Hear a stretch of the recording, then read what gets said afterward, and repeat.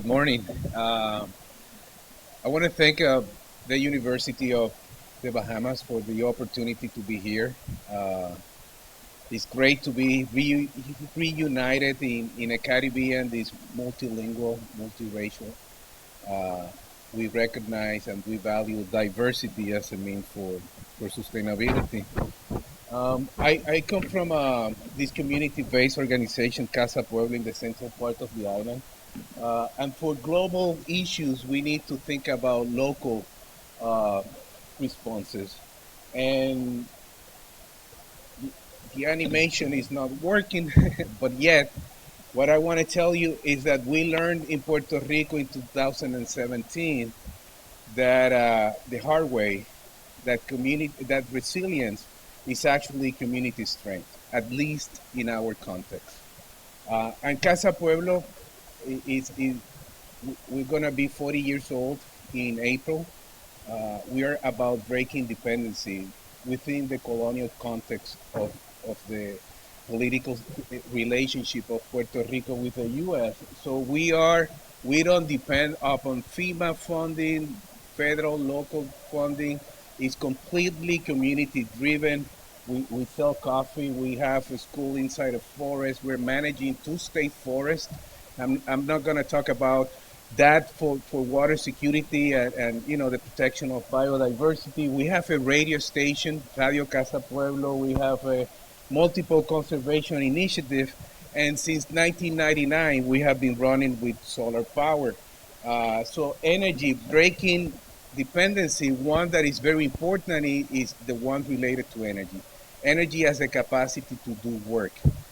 In our context, the work that is being done in Puerto Rico, a great amount of that wealth goes out of goes out of our economy just to pay the fuels, uh, petroleum, coal, natural gas, $22,000 million in the first decade of this millennium. It's very expensive, so we're working to pay the money to others in a centralized setup.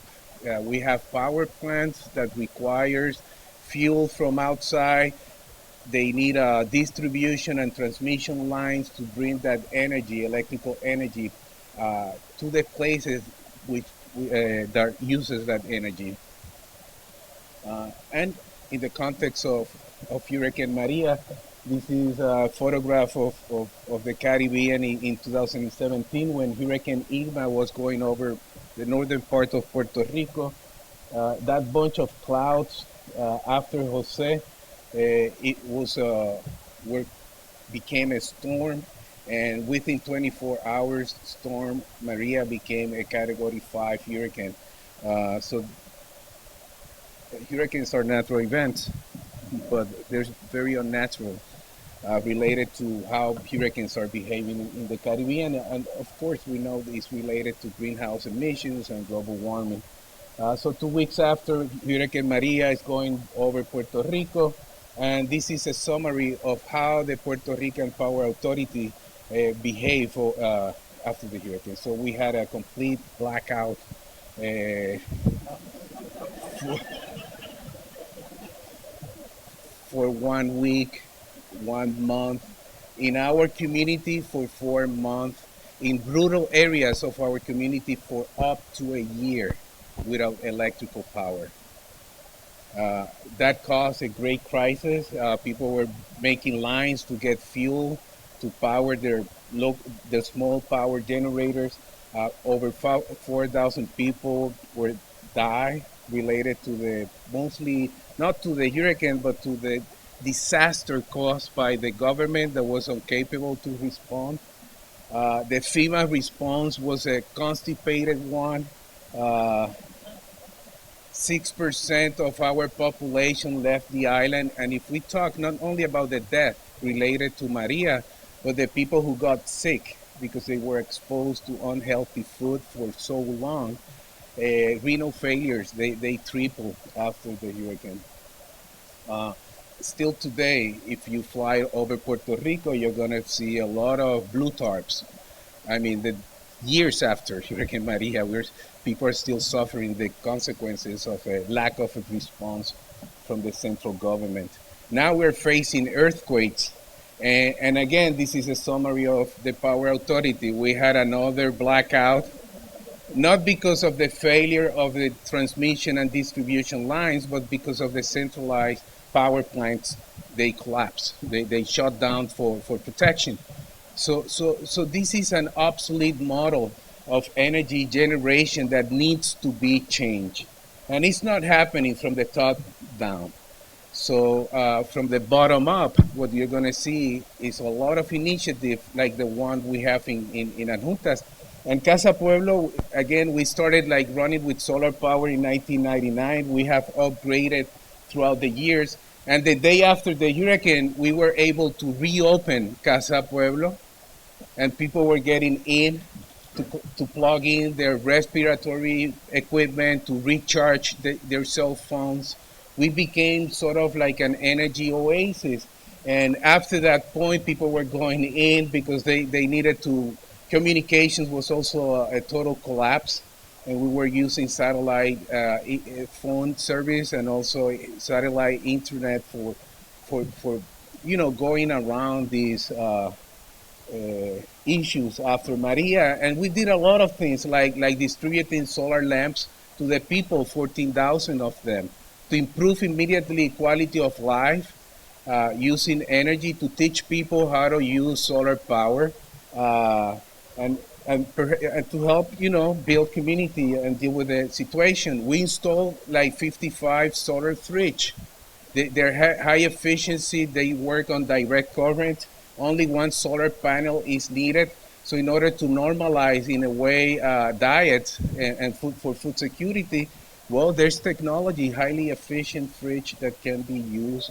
If there's a storm in the future, those families will take one solar panel, two solar panels inside the house, and you don't have to compromise food security because of the obsolete centralized system. What about health? We installed solar units in homes that needed to run like dialysis equipment, and now those people they have not only after Maria, they're better prepared for the hurricane season. They were better prepared for the hurricane season in 2018, 19, and they're better prepared for the future. So the dialysis equipment of Maria Medina is running with solar power, as well as other families in that community. And we have done over 150 solar projects.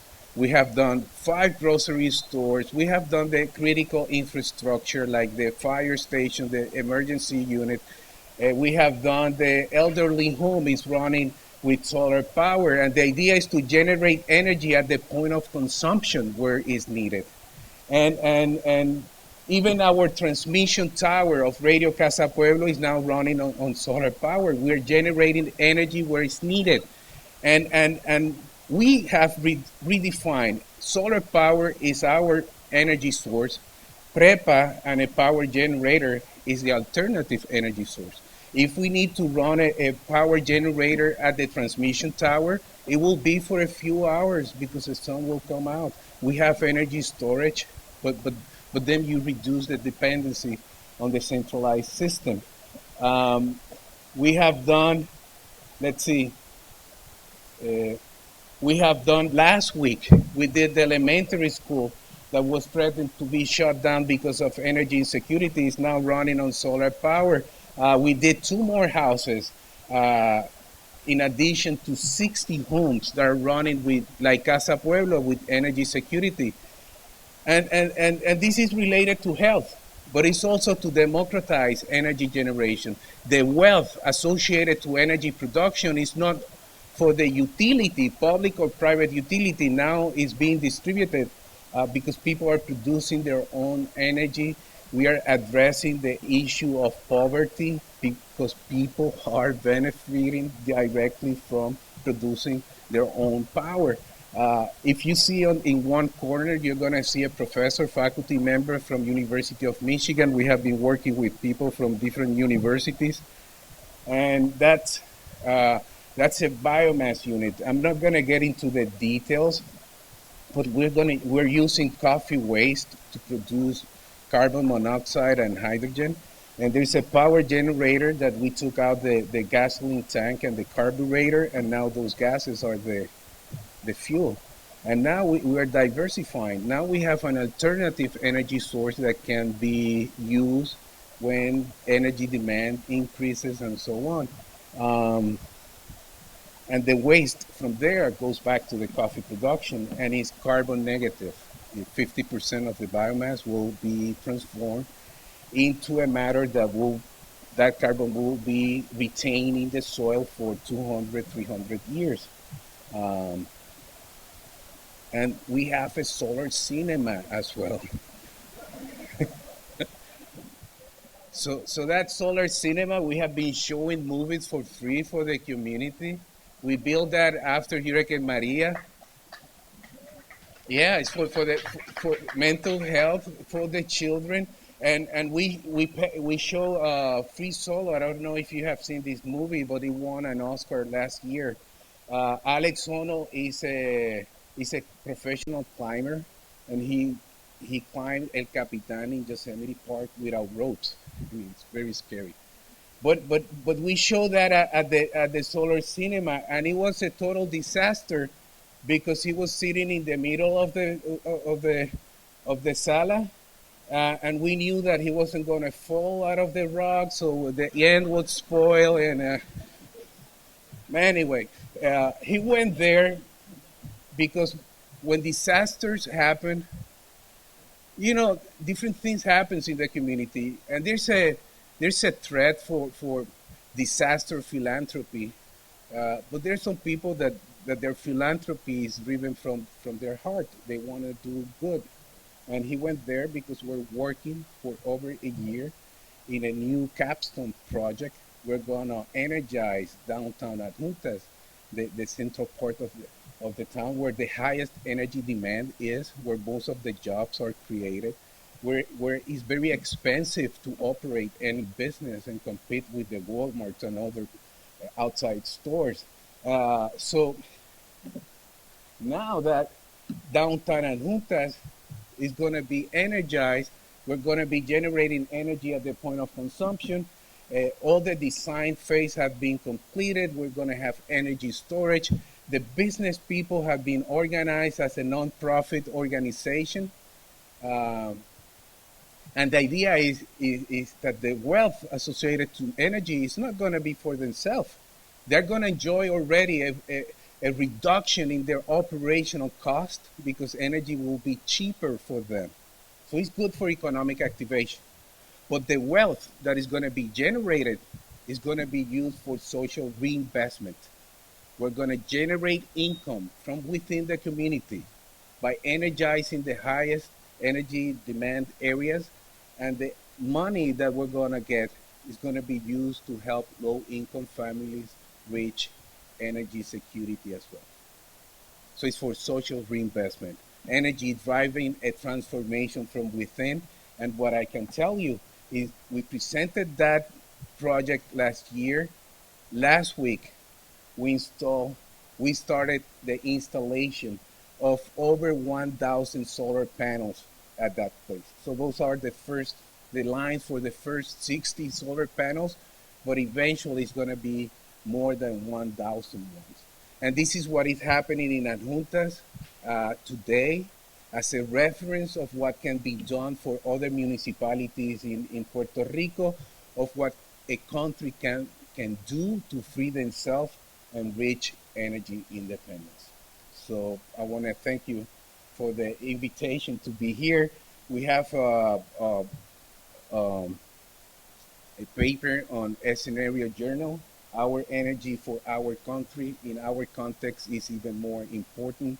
Again, because of the colonial relationship of Puerto Rico with the U.S., we need to break our energy dependency as fast as we can. So thank you, and I'm done. Thank you.